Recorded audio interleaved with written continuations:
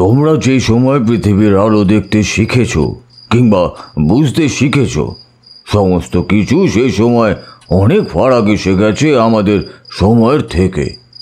এভাবে চলতে থাকলে খুব বেশি নয়, ধরো 100 বছর পরই গোটা পৃথিবীর ভোল বদলে যাবে একদম। তোমরা হয়তো জানো না, এই যে এখন যে যুগ চলছে এর পরেই শুরু হবে কলিযুগ। সে যুগে যে কি হবে আর কি হতে পারে তা মানুষের চিন্তাভাবনার বাইরে।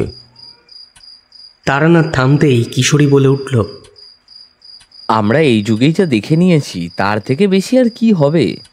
এই যে যুদ্ধ, হানাহানি, মানুষে মানুষে ধর্মের নামে, ঈশ্বরের নামে যে রক্তক্ষয়ী সংঘর্ষ, তার কি শেষ আছে ঠাকুরমশাই? তা আমার জানা নেই। মানুষ হিংসার পথ না ছাড়তে পারলে এ সম্ভাবনা নেই। তবে কি হয় এসব করে তা আমার জানা নেই। দুমুঠো অন্ন ছাড়ার পরনের কাপড় ছাড়া এত কিসের চাহিদা যে আছে তা তো আমার মাথায় ঢোকে না বাবু। আমার জ্ঞান তো সীমিত।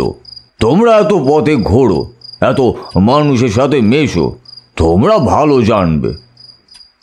মানুষের সাথে তো মিশলেই আর হয় না, জানা চেনা আর বোঝার মাঝে তো বিস্তর ফারাক আছে। আমার বাবু ওসবে মাথা ঘামিয়ে লাভ কি? সারাদিন বসে থাকি নিজের মতো। এই বুড়োর কাছে তোমরা ছাড়া যে আর কেউই আসে না আজকাল। আর যারা হাত দেখাতে আসে তারাও তো আর আজকাল খুব বেশি আসে না। আসলে মানুষের হাতে অর্থের অভাব বড়ই। এই যুদ্ধ যে কবে থামবে, কবে যে মানুষ শান্তিতে বাঁচতে পারবে তাই নেই ঠিক। তারানাথের বাড়িতে না গেলে যেন ছুটির দিনটা কাটেই না। আগের সপ্তাহে গিন্নির সাথে একবার শ্বশুর বাড়ি যেতে হয়েছিল। শ্যালকের বিয়ের জন্য পাত্রী দেখা চলছে, সেই উপলক্ষে আগের সপ্তাহে সেখানে গিয়েছিলাম। কিশোরীও এই অবসরে তার মাসির বাড়ি থেকে ঘুরে এসেছে। তার মাসির নাকি বড় অসুখ, দেখার তেমন কেউ নেই। গ্রামেরই একজন দেখাশোনা করে। কিশোরী মাঝে মাঝে গিয়ে তার কাছে ওষুধ পথ্য আর নগদ টাকার ব্যবস্থা করে আসে। তাই আগের সপ্তাহে আসা হয়নি তারানাথের কাছে। আজ যদি না আসা হতো তাহলে হয়তো এই দিনটা আগের সপ্তাহের মতোই নষ্ট হয়ে যেত। কিশোরীর জন্য অপেক্ষা করে করেও যখন সে আমার এখানে এসে পৌঁছলো না, তখন আমি একাই বেরিয়ে পড়লাম। পথেই দেখা হয়ে গেল কিশোরীর সাথে। সে আমার বাড়ির দিকেই আসছিল। আমায় দেখেই বলল, যাক, পথেই দেখা হয়ে গেল তাহলে, নইলে আমায় আবার তোমার বাড়ি পর্যন্ত গিয়ে ফিরে আসতে হতো। বাবা, এই এখন? আমি তো তোমার অপেক্ষা করতে করতেই বেরিয়ে পড়লাম। তা তোমার শ্যালকের খবর কি? পাত্রী পছন্দ হলো? পছন্দ তো শ্যালকের মতের উপর, তবে খুব একটা খারাপ নয়। এবার দুপক্ষের মত হলেই শুভ কাজ সম্পন্ন হয় আর কি। ও, তা তো বেশ ভালোই খবর তাহলে। একটা কথা তোমায় অনেক দিন ধরেই বলবো বলবো ভাবছি, তবে বলে ওঠা হয়নি। আচ্ছা কিশোরী, তুমি বিয়ে করলে না কেন? এভাবে আর কতদিন কাটাবে? কিশোরী এ কথার কোনো উত্তর দিল না। হাঁটতে হাঁটতে বলল, ও সব আমার জন্য নয় হে। তারপর গলার স্বর নামিয়ে বলল, মাসির শরীরটা ভালো যাচ্ছে না। আমায় বারবার ওখানে গিয়ে থাকতে বলছে। ওখানে জমি জমা দেখাশোনা করার জন্য আমাকে রাখতে চায়। কিন্তু তুমি বলো, এইসব কি আমার ভালো লাগে? আরে বাবা, আসল কথা বলো না যে তোমার ওখানে থাকলে তারানাথের কাছে আসা হবে না, তাই তো? বলেই আমি হা হা করে হেসে উঠলাম। কিশোরীর ম্লান মুখেও হাসি ফুটল এই কথায়। হ্যাঁ, তা বেশ বলেছ। তারানাথের কাছে না গেলে যে দিনটাই মাটি হয়ে যায়। এক প্যাকেট পাসিং শোয়ের প্যাকেট কিনে আমরা তারানাথের বাড়ি যাওয়ার জন্য মঠ লেনে পৌঁছালাম। তারানাথ তার দাওয়ায় তক্ত বসে বসে একটা সাদা কাগজের উপর কি যেন লিখছিল। আমাদের আসতে দেখে বলল, আগের সপ্তাহে ডুব দিলে যে, আমি তোমাদের অপেক্ষায় থেকে থেকে শেষে দুপুর গড়িয়ে বিকেল হতে বুঝলাম আর বুঝি তোমরা আসবে না। এই ভাবি তোমরা এলে, কিন্তু কোথায় কি এলেই না আর। তারানাথের শেষের কথাগুলোয় কেমন একটা অভিমান ছিল।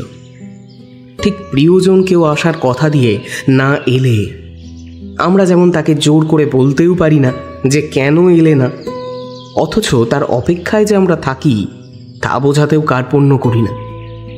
তারানাথের গলায় সেই রকমই একটা অভিমানী সুর খেলে বেড়াতে লাগলো। এই মানুষটাকে যত দেখি তত অবাক হই। এই তারি কোফের আবরণের ভেতর এই বয়সের গাছপাথর মনে হওয়া 50 ঊর্ধ্ব বয়স্ক মানুষটির মনের ভেতর যে আমাদের দুজনের প্রতি একটা মায়াসুলভ অভিমানী সত্তা ধীরে ধীরে বেড়ে উঠেছে, তা দেখেও আমাদের বেশ ভালো লাগলো। আমি খানিকটা কৈফিয়তের সুরেই বললাম, আসলে গিন্নি হঠাৎ এমন জোড়াজুড়ি শুরু করলো, এমনিতে তো কোথাও যাওয়া হয় না, তার উপর আবার তার ভাইয়ের বিবাহ সম্বন্ধের জন্য পাত্রী দেখতে যাওয়া হয়েছিল, তার কথা কি করে ফেলি বলুন? কিশোরী কিছু বলল না, তাই দেখে তারানাথ অল্প হেসে বলল, আর তোমার কামাই হলো কেন? এ যেন পাঠশালায় এক শিক্ষক তার ছাত্রকে অনুপস্থিতির কারণ জিজ্ঞাসা করেছে। আপনাকে সেই যে মাসির কথা বলেছিলাম, তার শরীরটা ঠিক ভালো যাচ্ছে না, তাই গ্রামে যেতে হয়েছিল। আহা, সে কি কথা! কেমন আছেন এখন উনি? হ্যাঁ, গতিক সুবিধার নয় ঠাকুরমশাই। তারানাথ আর কিছু বলল না। কবিরাজ দেখছেন গ্রামের, কিন্তু তিনি আসার কথা কিছু বলতে পারছেন না। তারানাথ কেমন ম্লান মুখে তাকিয়ে রইল কিশোরীর দিকে, তারপর বলল, মন খারাপ করো না। এই পৃথিবীর সব কিছুই একটা নিয়মে বাঁধা, তার বাইরে কিছুই হবার জো নেই, আর যা হবে তাকে আটকানোরও কোনো সাধ্য আমাদের নেই। কিন্তু চিকিৎসা বিজ্ঞান আরও উন্নত হচ্ছে, হয়তো আরও অনেক রোগের চিকিৎসা আবিষ্কার হবে আস্তে আস্তে। এ কথার উত্তরে তারানাথ গল্পের প্রথমে বলা কথাগুলো বলল, তারপর আমাদের বসতে বলে ঘরের ভেতরে গিয়ে রেকাবিতে করে নিয়ে এলো কয়েকটা পুরুষ্ট ছানার জিলিপি। আজ সকালে একজন খদ্দের এসেছিল, হাত দেখিয়ে গেল, আর একটা কুষ্টি বানাতেও দিয়ে গেল, তাকে দিয়েই আনিয়ে রেখেছিলাম তোমাদের জন্য। আমরা আর বাক্য ব্যয় না করে হাতে তুলে নিলাম রসে টইটুম্বুর ছানার জিলিপি। একটা কামড় দিতেই রস গড়িয়ে এলো হাতে। তারানাথ নিজে একটা তুলে নিল, তারপর খেতে খেতেই বলল,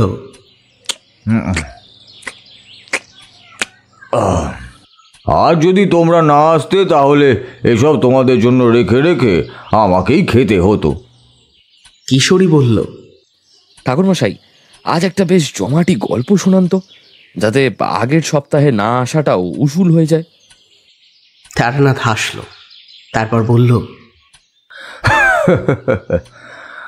গল্প বলতে এখন আর ভালো লাগে না হে।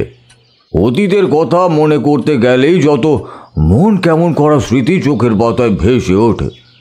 মানুষের মন বড় বিষম বস্তু, অনেক আনন্দের অনেক সুখের স্মৃতি সে ভুলে যায়, কিন্তু যত ব্যথার কথা মনে রেখে দেয় একদম সত্যিকারের, এই যেন এইমাত্র ঘটে গেছে এমন ভাবে। তাই ওসব আর মনে করতে ভালো লাগে না, বরং তোমাদের সাথেই আজ গল্প গুজব করি না হয়। আহা, তা বললে হবে কেন? এই যে এখানে আসা, তা তো আপনার মুখে অদ্ভুত সব গল্প শুনে ফিরে যাব বলে, আর গিন্নিকে সে গল্প ফলিয়ে বলবো। মিথ্যে বলবো না আপনাকে, গিন্নি প্রথম প্রথম আপনার কথা বললে বিশ্বাসই করতে চাইতো না, এখন আর তা হয় না, বরং মন দিয়ে গল্প শোনে।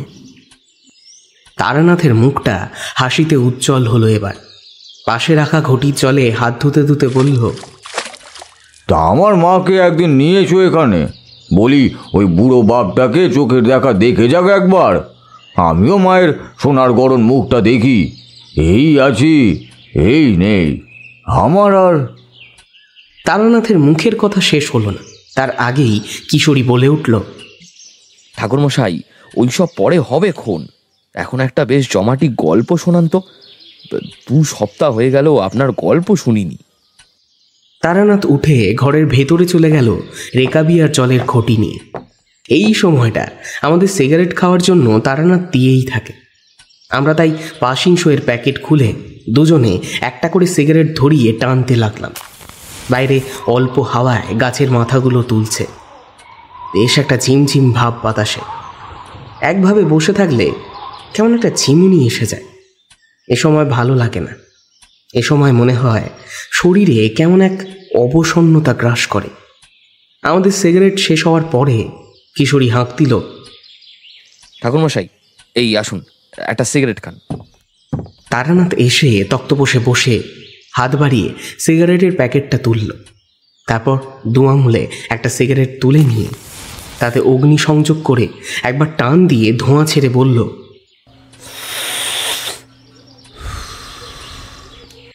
তোমরা তাহলে গল্প না শুনে ছাড়বে নাই দেখছি, তাই তো?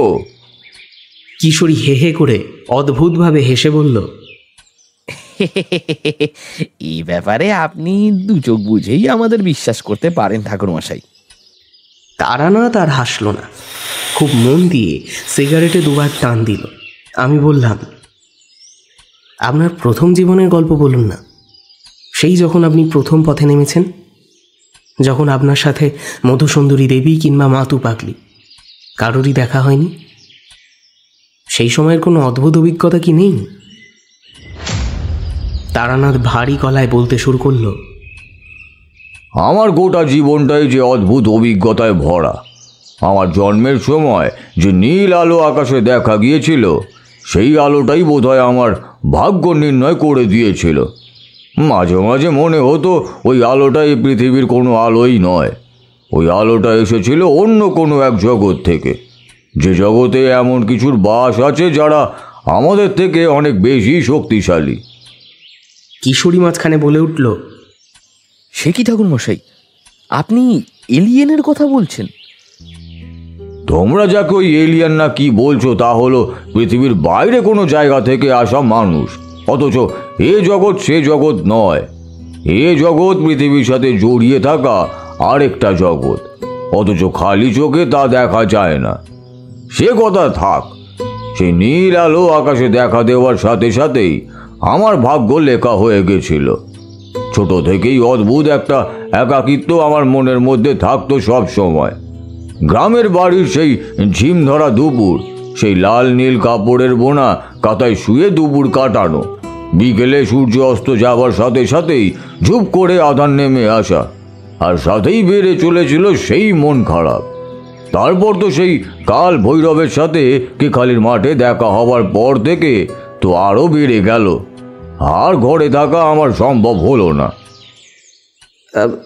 আহা, এ কথা তো আমরা জানি, এ কথা জানতে চাইনি। পথে বেরিয়ে পড়ার পরে প্রথম জীবনেই কোনো বিপদের মুখে পড়েছিলেন আপনি? তখন তো আপনার তন্ত্রমন্ত্রীর কোনো শক্তিই ছিল না, সেই সময়ের কথা বলছি। তারানাথ কিছুক্ষণ চুপচাপ বসে রইল, তারপর কপালের মাঝখানে আঙুল দিয়ে চেপে ধরল। আমরা কিছু বললাম না, কারণ আমরা জানি এই সময়টা তারানাথ অতীতের স্মৃতিচারণ করছেন। এ সময় তাকে বিরক্ত করা যাবে না। এভাবে কিছুক্ষণ কাটার পর তারানাথ চোখ খুলল। তারপর একটা দীর্ঘশ্বাস ছেড়ে বলল, পথে বেরিয়ে পড়ার আগে তখন আমার একমাত্র আমাদের গ্রামে আসা সেই সাধুর সাথেই দেখা হয়েছে, যে আমায় বলেছিল যখন আমি বিপদে পড়ব তাকে মনে মনে স্মরণ করলেই সে আমায় বিপদ থেকে রক্ষা করবে। সেবার আমি গিয়ে পড়েছিলাম আমার নিজের গ্রাম থেকে অনেক দূরের একটা গ্রামে। তখন এ পথে প্রথম নিজের ইচ্ছে মতো হাঁটতে থাকি।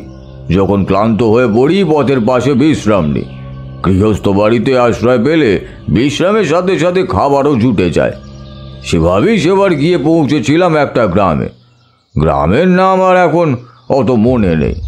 তখন এই গ্রীষ্মের মাঝামাঝি পথের পাশে পাশে ধানের জমিতে ফলে আছে বিঘের পর বিঘে ধান। এখনো পাকতে শুরু করেনি সেভাবে। সূর্যের তপ্ত আগুনে পথের মাটি যেন হয়ে আছে গরম লোহার চাদরের মতো। ওর ওপর দিয়ে হেঁটে যাওয়াই খুব কষ্টকর। নদীর জলে সূর্য আলো ফেলে চিকচিক করে চিনিয়ে দিচ্ছে এক একটা ঝিল আর ডোবা। আমি ক্লান্ত হয়ে একটা ঝিলের ধারে গাছের ছায়ায় বসে জিরিয়ে নিচ্ছিলাম। গরমের হলকা যেন গা থেকে বেরিয়ে আসছিল বাইরে। ঝিলের জলে নেমে গলা পর্যন্ত ডুবিয়ে বসে রইলাম, দু চোখ বন্ধ। কানের বাস থেকে গরম হাওয়া ফিরে যাচ্ছে পাড়ের দিকে। পা থেকে গলা পর্যন্ত আরাম হচ্ছে বেশ। সেভাবেই কিছুক্ষণ থেকে উঠে এলাম পাড়ে। আমার কাঁধের ঝোলায় আরেকটা কাপড় রাখা ছিল। গায়ের কাপড় ছেড়ে সেই কাপড় দিয়ে গা মুছে পরে ফেললাম সেটা। তারপর ঝোলায় রাখা সামান্য চিড়ে আর গুড় দিয়ে খিদে জ্বলতে থাকা পেটের আগুনের সামান্য নিভৃতি করে গাছের ছায়ায় বসে হেলান দিলাম আমি। পাশেই রাখা রইল আমার ঝোলাটা। এতক্ষণ যতটা গরম লাগছিল এখন আর লাগছে না। আমি বসে থাকতে থাকতেই দু চোখ বুঝে এলো আমার। আমি আকাশে তাকিয়ে দেখলাম সূর্য পশ্চিম আকাশের কোলে ঢলে পড়ার উপক্রম করছে। ব্যাস এইটুকু দেখতেই পেয়েছিলাম আমি। তারপর আমার দু চোখে নেমে এলো এক গাঢ় ঘুম। গ্রামে দিনের বেলা গরম যেমন বেশি থাকে তেমনই রাত নামলে ঠান্ডা বাড়ে হু হু করে। বিশেষত ফাঁকা জায়গায় সে ঠান্ডা এত বেশি হয় যে তা নিজে অনুভব না করলে বোঝা যাবে না। আমার ঘুম যখন ভাঙল তখন আমি চোখ খুলতেই দেখলাম চারিদিকে আধার নেমেছে। সেই আধার বেশ গভীর কালো হলেও আকাশে চাঁদের আলো থাকার জন্য মোটামুটি স্পষ্ট দেখা যাচ্ছিল চারপাশটা। দিনের আলোয় যেভাবে দেখেছিলাম চারপাশ তার চেয়ে বড্ড অচেনা লাগলো এখন। চাঁদের আলো সামনে ঝিলে পড়ে চকচক করছে এখন। তার ওপারে ধানের জমিগুলো এখন অন্ধকারে আর দেখা যাচ্ছে না। যে গাছের তলায় আমি বসেছিলাম তার গাছের পাতা এখন অন্ধকারে দেখা যায় না। আমি স্নানের পর মেলে দেওয়া ভেজা কাপড় তুলে নিলাম। শুকিয়ে গেছে সেগুলো। কাঁধের ঝোলায় আবার সব ভরে নিয়ে এবার গ্রামের দিকে পা বাড়ালাম। সবে মাত্র রাস্তায় পা রেখে কয়েক পা হেঁটে গেছি, অমনি মনে হলো পিছন থেকে কে যেন আমায় ডাকছে। অস্পষ্ট হলেও সেটা যে একটা নারী কণ্ঠ তা বুঝতে অসুবিধা হলো না। আর ডাকটাও কেমন অদ্ভুত, ঠিক কেমন তা আমি বোঝাতে পারবো না। আগেই বলেছি তখন আমি এ পথে প্রথম। মধুসুন্দরী দেবীর আশীর্বাদ পাওয়ার পর আমি কোনো অশুভ কিংবা শুভ শক্তির উপস্থিতি অনুভব করতে পারি, কিন্তু সেই সময় আমার কাছে তন্ত্রের কোনো শক্তিই নেই, তাই আমি কিছুই অনুভব করতে পারলাম না। একবার ডাকটা শুনেই আমি ঘুরে পিছনের দিকে তাকালাম। তাকিয়ে কিন্তু কাউকেই দেখতে পেলাম না। গ্রামের পথ সন্ধ্যের পর এমনিতেই ফাঁকা হয়ে যায়, আর এখন বেশ রাতও হয়ে এসেছে, তাই জনশূন্যই অচেনা গ্রামের পথে আমায় আবার ডাকবেই বা কে? আমি আবার সামনের দিকে হাঁটতে শুরু করতেই আবার সেই ডাকটা ভেসে এলো। এবার আগের চেয়ে আরো বেশি স্পষ্ট, বেশি কাছে। ডাকটা এবার যে কি তা বুঝতে পারলাম। একটা মেয়েলি সরু গলায় কে যেন বলছে, বাঁচাও, বাঁচাও আমায়, ওহে পথিক, বাঁচাও আমায়। আমি কিন্তু এদিক ওদিক তাকিয়ে আবার কাউকেই দেখতে পেলাম না। গোটা পথটা এদিক ওদিক দুদিকেই ফাঁকা, একটা কুকুর পর্যন্ত নেই পথে। এবার ডান দিকে তাকাতেই বুঝতে পারলাম ডাকটা কোথা থেকে আসছে। ডান দিকে একটা ঝোপ মতো, তারপরেই একটা ভাঙা দেয়াল, তারপরে শুরু হয়েছে একটা ভাঙা বাড়ি। চাঁদের আলোয় গোটা বাড়িটা স্পষ্ট দেখা যাচ্ছে, আর সেই বাড়ির উঠোনে দাঁড়িয়ে একটা সাদা কাপড় পরা মূর্তি। আমি আরেকটু এগিয়ে গিয়ে ভালো করে দেখতে যেতেই শিউরে উঠলাম। সাদা কাপড় পরে সে দাঁড়িয়েছিল, সে একটা নারী মূর্তি।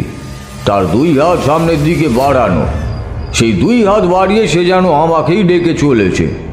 তার মুখ সাদা কাপড়ের ঘোমটায় আড়াল করা। আমার ভয় পাওয়ার কারণ অবশ্য ছিল। এমন একটা ভাঙা বাড়ির উঠোনে ওভাবে দাঁড়িয়ে একটা সাদা কাপড় পরা নারী মূর্তি তোমায় যদি হাত বাড়িয়ে ডাকে, তাহলে যে কেউ প্রথমেই ভয় পেয়ে যাবে। যদি ব্যাপারটা এখন বা তার কয়েক বছর পরে ঘটতো, তাহলে হয়তো এতটা ভয় পেতাম না। তখন দেহবন্ধন করে নিতাম, অথবা কোনো মন্ত্র আউড়ে তাকে বন্দি করতেও আমার বেশি বেগ পেতে হতো না। কিন্তু তখন আমি বয়সে অথবা এ পথে ছেলে মানুষ। আর সব থেকে বেশি আমার অবাক লাগলো, সে মহিলা যদি অত দূরে থেকে আমায় ডাকে, তাহলে আমি এখান থেকে তা শুনতে পাচ্ছি কি করে? এই গোটা ব্যাপারটা ভাবতে ভাবতে কখন যে আমি গ্রামের কাঁচা পথ ছেড়ে সেই আগাছার ঝোপ পায়ে মারিয়ে এগিয়ে গেছি ওই নারী মূর্তির দিকে, তা আমার নিজেরও মনে নেই। যখন হুঁশ ফিরল দেখি আমার থেকে মাত্র কয়েক হাত দূরে সেই নারী মূর্তি। এবার তার পরনে সাদা ধবধবে শাড়িটা স্পষ্ট দেখা যাচ্ছে। আর এখন আর সেই ডাক নেই, তার বদলে একটা মিহি গলায় হাসি। কেউ যেন বড় সন্তুষ্ট হয়ে হাসছে, আর তার সাথে কানের পাশ থেকে বয়ে যাচ্ছে একটা ঠান্ডা হাওয়া। আমার হুঁশ ফিরে আসার কারণটা বুঝতে পারলাম। পায়ের নিচে অসম্ভব ব্যথা হতে লাগলো। কোনো কিছুতে লেগে কেটে গেছে যেন। রক্ত যে ঝরছে তা আমি স্পষ্ট বুঝতে পারলাম। সেই নারী মূর্তির দুটো হাত এখন আর সামনে নেই, তা দুপাশে নেমে গেছে কখন যেন। আমি নিজের ইচ্ছার বিরুদ্ধেই হেঁটে যাচ্ছি সেদিকে। নারী মূর্তি এবার উল্টো দিকে ঘুরে হাঁটতে শুরু করলো। আমি অনেক চেষ্টা করেও গলা থেকে একটাও শব্দ বার করতে পারলাম না। নিজের শরীরের ওপর আর কোনো নিয়ন্ত্রণ আমার নেই। আমি স্পষ্ট বুঝতে পারলাম সে নারী মূর্তি আমায় সম্মোহন করে ফেলেছে কোনোভাবে, কিন্তু তবুও তা যে পুরোপুরিভাবে কাজ করেনি তা আমার চিন্তা করার স্বাধীনতাটুকুতেই বোঝা যাচ্ছে। আরও কয়েক পা এগিয়ে গিয়ে নারী মূর্তি ভাঙা বাড়ির দালানে পা রাখতেই আমার পিছন থেকে কারুর হেঁটে আসার শব্দ পেলাম। এমনিতেই এই গোটা ব্যাপারে আমি ভীষণ ভয় পেয়ে গেছিলাম, তবে তার উপর আবার পিছন থেকে আরও একটা পায়ের শব্দ শুনে বাকি সাহসটুকুও আমার উবে গেল। কিন্তু পিছন থেকে যখন শুনতে পেলাম, যাবেন না ওদিকে, ওখানেই দাঁড়ান, তখন মনে বল ফিরে পেলাম। সামনে তাকিয়ে দেখি বাড়ির দালানের ওপর পা রাখা নারী মূর্তি ধীরে ধীরে মিলিয়ে যাচ্ছে হাওয়ায়। সে পুরো মিলিয়ে যেতেই পায়ের অসহ্য ব্যথাটা আমার গোটা পা অবশ করে দিল এক মুহূর্তে। অভুক্ত শরীর, পদশ্রমে ক্লান্ত দুটি পা, একটা পায়ে রক্তক্ষরণ হচ্ছে, আর সব থেকে বেশি এই অদ্ভুত ব্যাপার, সব মিলিয়ে আমার শরীর আর মন ধকল সইতে না পেরে অজ্ঞান হয়ে ধপ করে মাটিতে পড়ে গেল। আর চোখ পুরোপুরি বন্ধ হবার আগে দেখলাম কেউ একজন একটা মশাল হাতে নিয়ে আমার দিকেই দৌড়ে আসছে। ব্যাস, আর কিছুই মনে নেই। তারানাথ থামতেই কিশোরী বলে উঠল, সর্বনাশ! এ কি বিপদের মুখে পড়েছিলেন আপনি? আপনার কাছে তো তখন কোনো ক্ষমতাও ছিল না। আমি বললাম, আপনার একটা কথা বুঝলাম না, যে সেই নারী মূর্তি আপনাকে সম্মোহন করেছিল বললেন, অথচ আপনার চিন্তা ভাবনার শক্তি তো বেশ ছিল।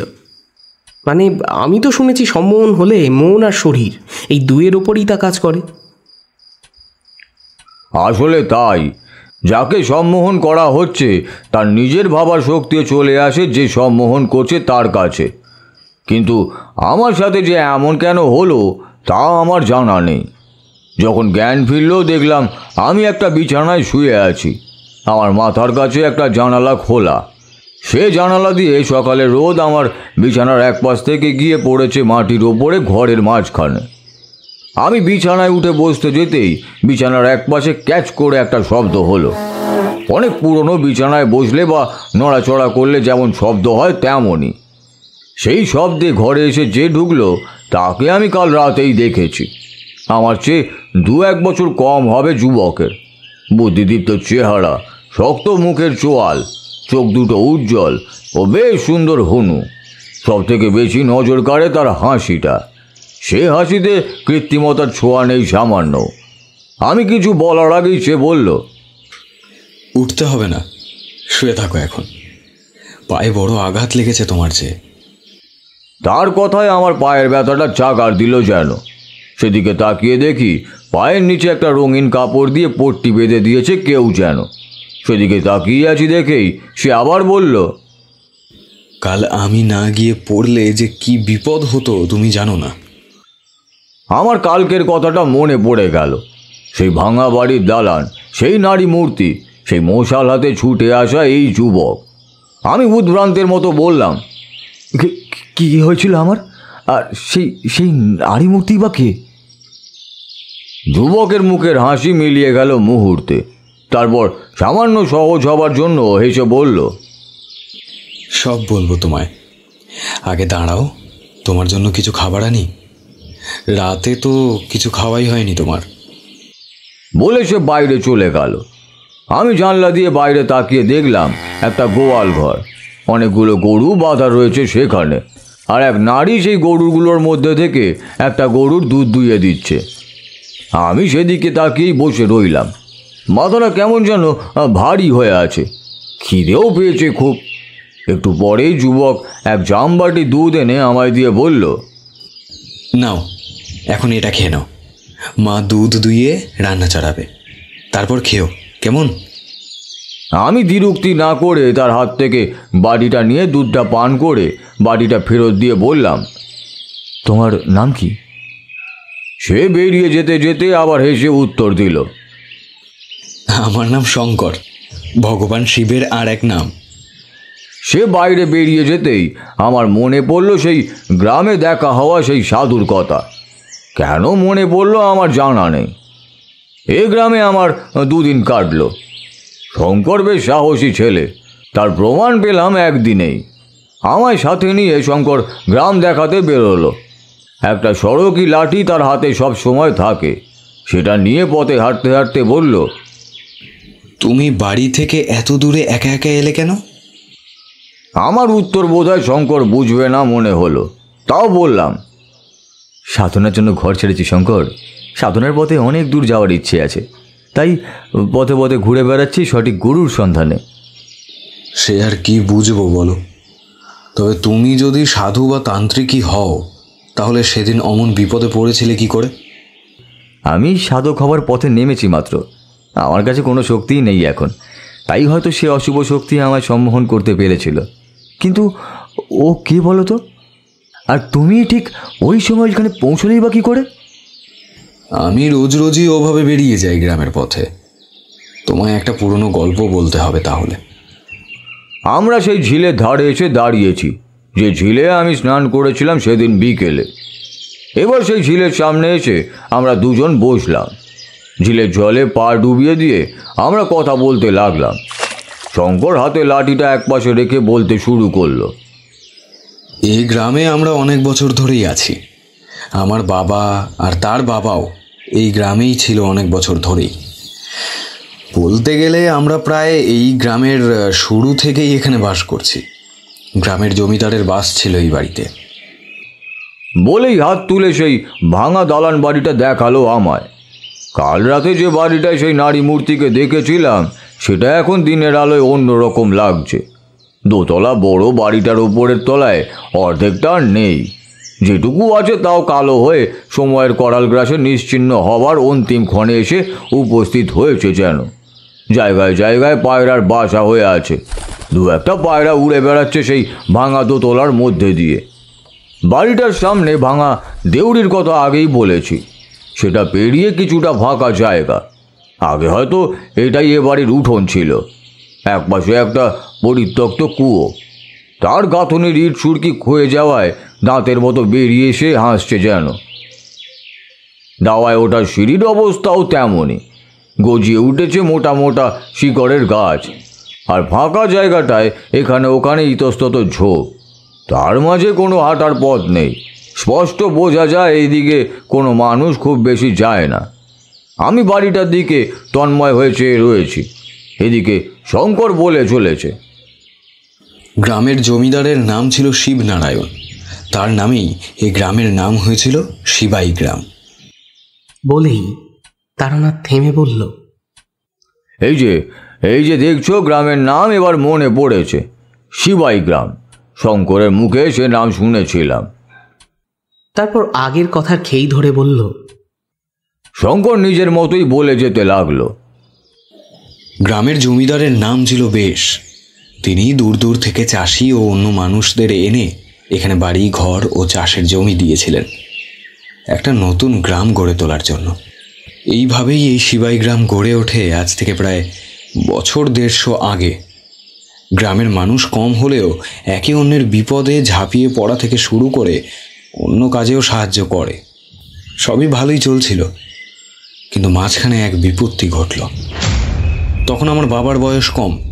গ্রামের জমিদার শিবনারায়ণ তখন বৃদ্ধ। তার ছেলে মানে বর্তমান জমিদার হরিনারায়ণ তখন জমিদার। বাবার মতো তার মধ্যেও সব গুণ ছিল, শুধু একটা বড় দোষ ছিল তার। বলেই শঙ্কর আমার মুখের দিকে তাকালো।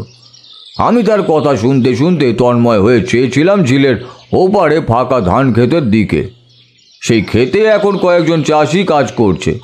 একটা খটকা আমার মাথায় অনেকক্ষণ থেকেই ঘুরপাক খাচ্ছিল, কিন্তু সেটা যে ঠিক কিভাবে বলবো সেটাই বুঝতে পারছিলাম না। তাই বললাম, কি দোষ শঙ্কর? জমিদার হরিনারায়ণ কালো জাদুর চর্চা করতেন।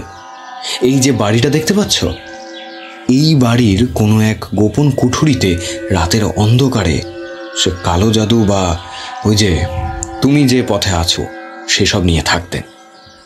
আমি হেসে বললাম, আমি যে পথে আছি ও পথ আর এইসব কালো জাদু, এই দুয়ের মাঝে বিস্তর ফারাক আছে হে, তুমি সেসব বুঝবে না। শঙ্কর তার চিল্লে সুরে বলল, আমার সে বুঝেও কাজ নেই তো কোনো, ওসব তোমার ব্যাপার। ভালোভাবে শান্তিতে থাকতে আবার এসব অশান্তি টেনে আনা কেন বাপু? তোমরা তিষ্ঠতে পারবে না শান্তিতে নাকি? শঙ্করের গলায় অভিমানের সুর। আমি তাকে আর কিছু বলতে না দিয়েই বললাম, আচ্ছা তারপর বলো, সেই হরিনারায়ণের কি হলো? আর কালকে সেই নারী মূর্তির সাথে এই গল্পের কি কোনো সম্পর্ক আছে শঙ্কর? আছে, বাকিটা শোনো তবে। শঙ্কর আবার বলতে শুরু করলো। তার বলার ভঙ্গিটা বেশ অন্যরকম। সামনের দিকে তাকিয়ে সে এক মনে নিজের কথাই বলে যায়। শ্রোতা যে তার কথা ভালোভাবে শুনছে কিংবা কোনো অভিব্যক্তি রাখছে তা সে লক্ষ্য করে না। বয়স কম, তাই আগোছালোভাবে বলে যায় সবটা। জমিদার হরিনারায়ণ নিজের বাড়িতে গোপন স্থানে এই তন্ত্রমন্ত্র চর্চা করত। সারাদিন স্বাভাবিকভাবে নিজের জমিদারি দেখাশোনা আর গ্রামের মানুষের নানান সমস্যা নিয়ে পড়ে থাকলেও রাতে আর তাকে জমিদার বাড়ির কেউই দেখতে পেত না। এমনকি জমিদার গিন্নির সাথেও হরিনারায়ণ রাতে এক ঘরে থাকতেন না, থাকতেন অন্য ঘরে। আর এই ঘরের একটা লুকোনো স্থানেই ছিল চোরা কুঠুরিতে যাওয়ার গুপ্ত পথ। ব্যাপারটা প্রথমে কেউই জানতো না, কিন্তু ধীরে ধীরে গ্রামে একটা অদ্ভুত ঘটনা ঘটতে শুরু করলো। অনেক রাত্রে কেউ বাড়ির বাইরে বেরিয়ে গেলে তাকে আর খুঁজে পাওয়া যেত না। প্রথম দুবার যখন এমনটা হলো, সবাই ভাবলো হয়তো গ্রামের পূব দিকের জঙ্গল থেকে কোনো বন্য হিংস্র জন্তু তাদের মেরে লাশ টেনে নিয়ে গেছে। গ্রামের সবাই ভয় ভয় দিন কাটাতে লাগলো। তৃতীয় ঘটনাটা যখন ঘটে তখন আমি অনেক ছোট। সেবার গ্রামের এক কবিরাজ পাশের গ্রামে গিয়েছিল রোগী দেখতে। সে অনেক রাত্রে গ্রামে ফিরতে গিয়ে এই ঝিলের পাশের রাস্তা দিয়েই ফিরছিল। তখন অনেক রাত, গ্রামে প্রায় সমস্ত বাড়ির লোকই ঘুমিয়ে পড়েছে। জমিদার বাড়ির সব আলো নিভে গেছে। দারোয়ান দুজনও এই ফাঁকে ঘুমিয়ে নিচ্ছে যেন। কবিরাজ এই বাড়ির সামনে আসতেই দেখতে পেল একজন মহিলা সাদা কাপড় পরে দাঁড়িয়ে আছে ঝিলের পাড়ে। গ্রামের কোনো মহিলা এই সময় এখানে এভাবে দাঁড়িয়ে থাকবে তা অসম্ভব ব্যাপার। তবু নিজের চোখকে আর তিনি অবিশ্বাস করতে পারেন না। সেই কবিরাজ ওষুধ নিয়ে কাজকর্ম করলেও যাতে ছিল ব্রাহ্মণ, কিছু ক্ষমতা তার ছিল। তাই চট করে ভয় না পেয়ে তিনি প্রথমে ওই দেহবন্ধন না কি করে আস্তে আস্তে এগিয়ে গেলেন সেদিকে। তারপর চাপা গলায় ডাকলেন, কে কে ওখানে? কবিরাজের ডাক শুনেও সে মহিলা তাকালো না, সাড়াও দিল না। যখন তার থেকে মাত্র 2 হাত দূরে কবিরাজ, তখন মহিলা মাথা ঘুরিয়ে তাকালো কবিরাজের দিকে। দেহবন্ধন থাকলে কোনো অশুভ শক্তি কোনো ক্ষতি করতে পারে না। তবুও কবিরাজ যা দেখলেন তাতে তার বুকের ভিতর কেঁপে উঠল।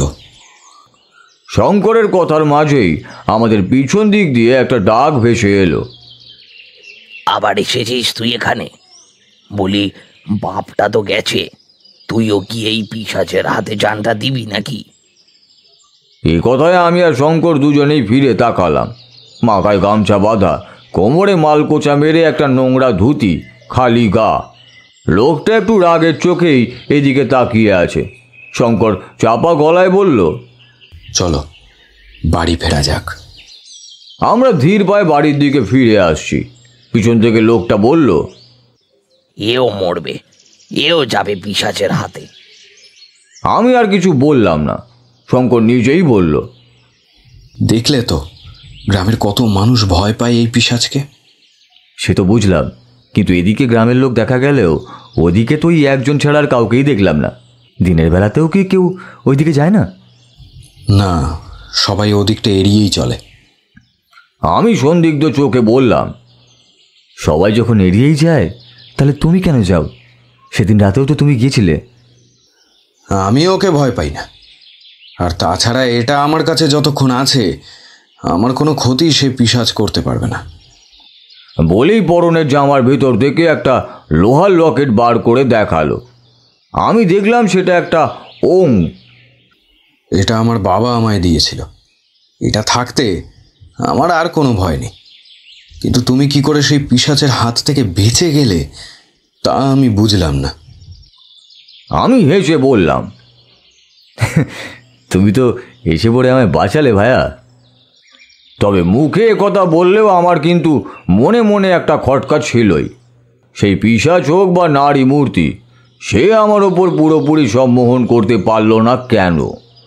বাড়ি ফিরে স্নান সেরে শঙ্করের মায়ের হাতে রান্না করা নতুন চালের ভাত, আলু সেদ্ধ আর একটা সবজির তরকারি দিয়ে পেট ভরে ভাত খেলাম।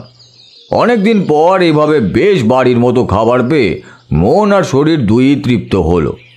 পায়ের ব্যথাটা এখন সামান্য আছে।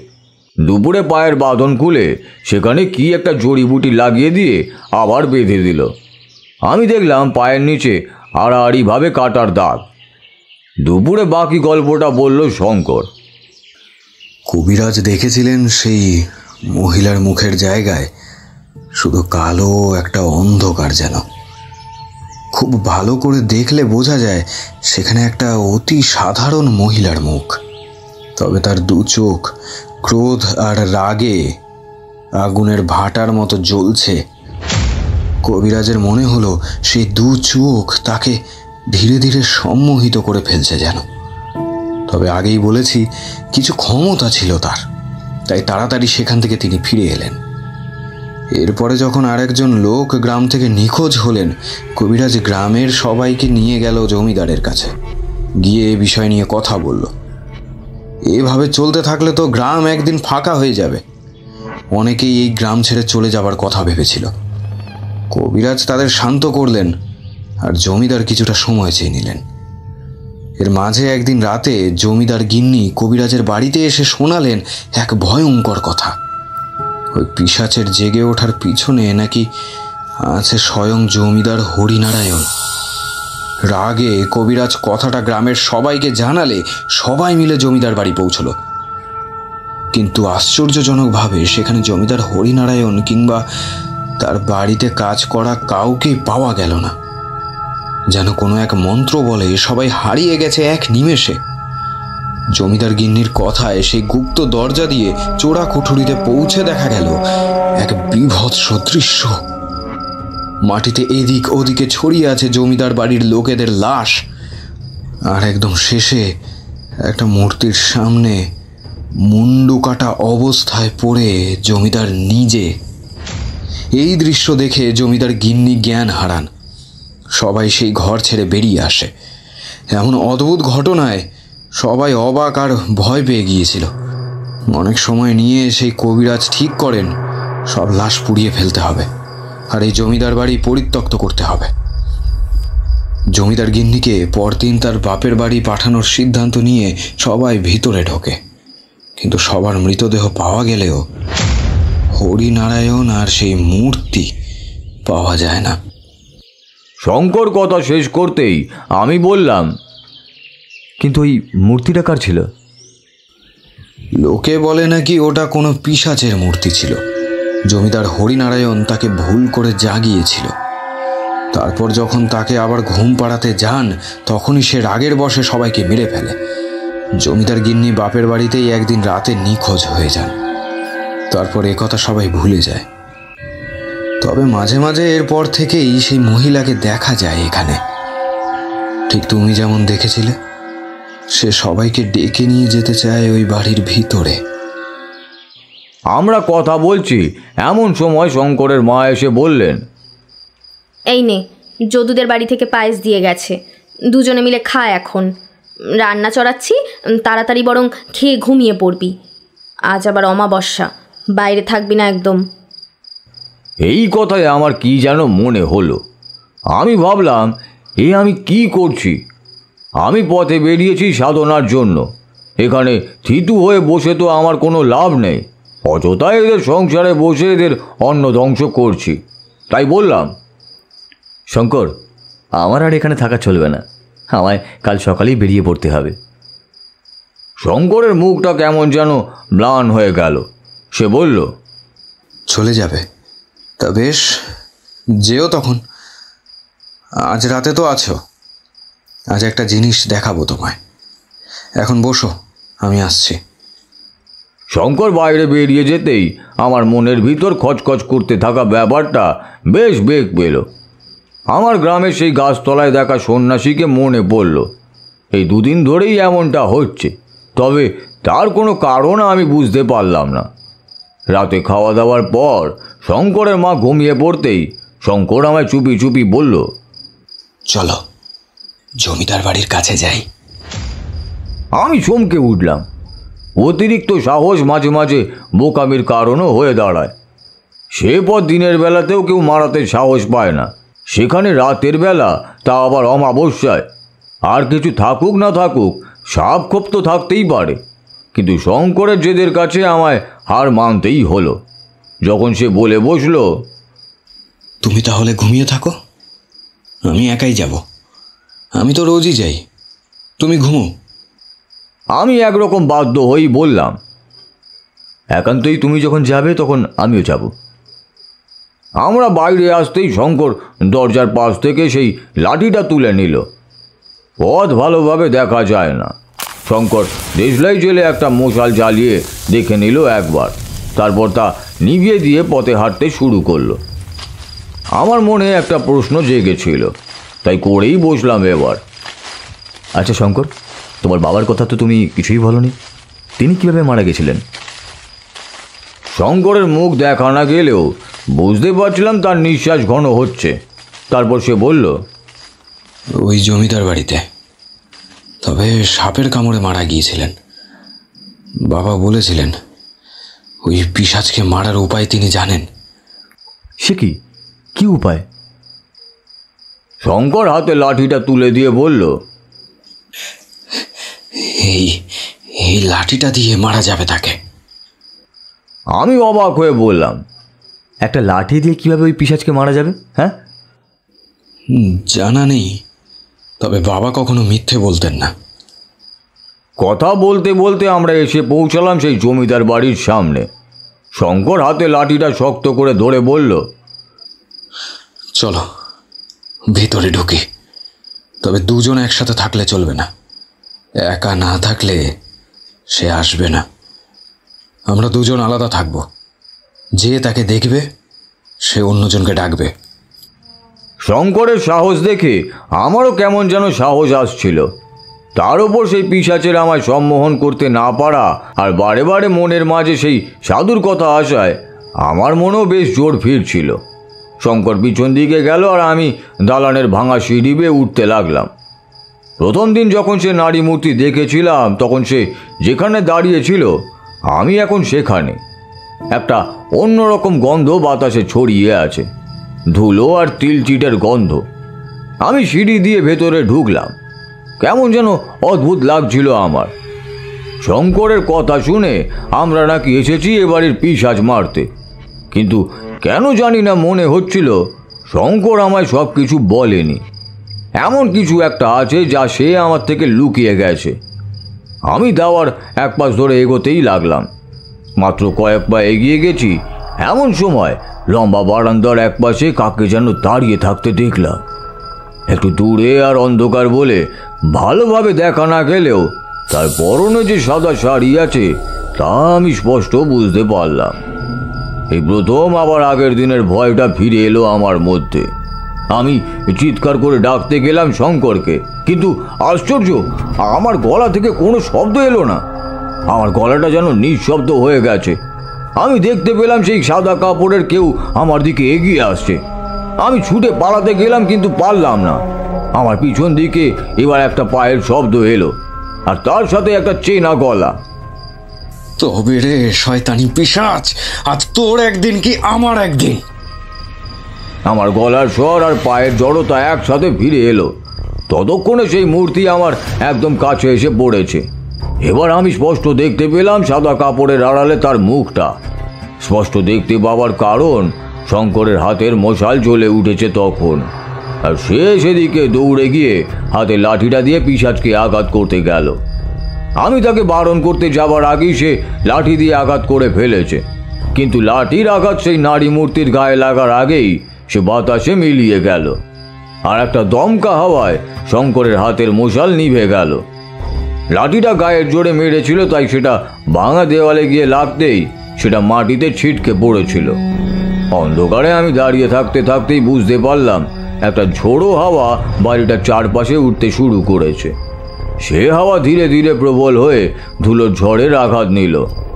এর মাঝে শঙ্করের গলা শুনতে পেলাম, কিচ্ছু দেখা যাচ্ছে না ধুলোয়, বাইরে চলো। কিন্তু কিন্তু লাঠিটা কোথায় গেল? লাঠিটা কোথায় পড়েছে আমি দেখেছিলাম। হাত বাড়িয়ে অন্ধকারে সেটা খুঁজতে যাব, এমন সময় একটা ব্যাপার দেখে আমার হাড় হিম হয়ে গেল। অন্ধকারে ভালো দেখা না গেলেও শঙ্কর ঠিক কোথায় দাঁড়িয়ে আছে আমার একটা অনুমান ছিল। এখন সেদিকে চোখ পড়তেই দেখলাম তার ঠিক পিছনে অন্ধকারে সাদা কাপড় পরা সেই নারী মূর্তি এসে দাঁড়িয়েছে। তার দুটো চোখ এখন জ্বলছে। আমি চিৎকার করে বললাম, শঙ্কর, ওখান থেকে সরে যাও, তোমার পিছনে। কিন্তু আমার মুখের কথা মুখেই রয়ে গেল। তার আগেই শঙ্করের গোঙানি শুনতে পেলাম। আমি ভয় আর বিস্ময়ে অবাক হয়ে দাঁড়িয়ে আছি। শঙ্করের গলাটা যেন কেউ চেপে ধরেছে, আর সেভাবেই সে বলল, লাঠি, আমার লাঠিটা। আমি আবার অন্ধকারে হাত বাড়াতেই লাঠিটা আমার হাতে বাজলো। সেটা তুলতে গিয়ে দেখি লাঠিটা কিসে যেন আটকে গেছে। এদিকে শঙ্করের গোঙানি বাড়তে লাগলো। আমি প্রাণপণে লাঠিটা টানতে লাগলাম। স্পষ্ট বুঝতে পারছিলাম শঙ্করের বাঁচার আশা আর নেই। সে পিশাচকে আঘাত করতে গেছিল, তাই তাকেই আগে মারবে সে। আমি নিজে কি করব, কিভাবে বাঁচবো তা ভুলে গিয়ে লাঠিটা তুলতে গেলাম। এই সময় একটা ব্যাপার ঘটল। আমার মনে হলো কিছুটা দূরে ঝিলের কাছে যেন কেউ এসে দাঁড়িয়েছে। স্পষ্ট বা অস্পষ্ট না হলেও আমি এত দূর থেকেই ব্যাপারটা বুঝতে পারলাম।